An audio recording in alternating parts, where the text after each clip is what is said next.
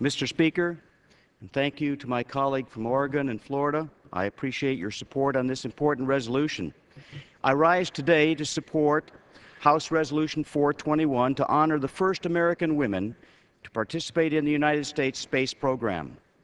Known as the Mercury 13, they were extremely accomplished pilots and aviators and were selected from a pool of women to become astronauts. Conducted in secret at the Lovelace Clinic in Albuquerque, New Mexico, they excelled in the physical and psychological studies and tests, the same tests as the male candidates for astronautics school did, the Mercury 7. Although many of these women outshined and outperformed their male counterparts, they were never allowed to fly into space. The prejudice of the day grounded their mission before they could reach the stars, but it did not ground their dreams.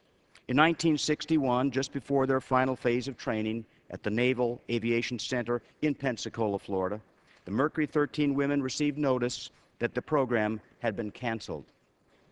22 years later, NASA sent our first American woman into space, Sally Ride.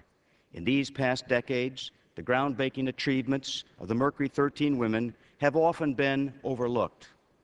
An author, Martha Ackerman, wrote this about the Mercury 13 and their quest for flying into space, and she commented, quote, "While the Mercury 13 did not get their shot at space, at least not yet, they refused to let someone else trim their dreams.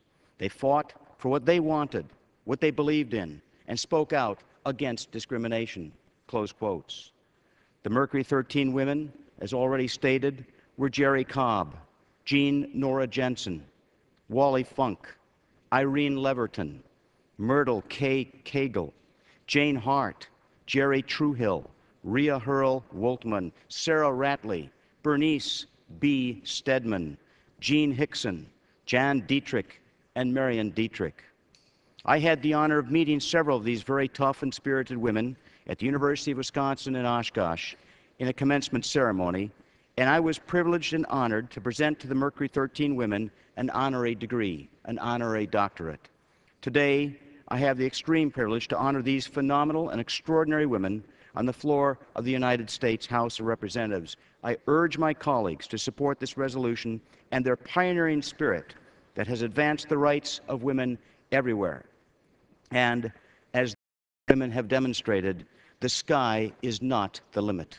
And I yield back my time. The gentleman yields back the balance of his time. The gentleman from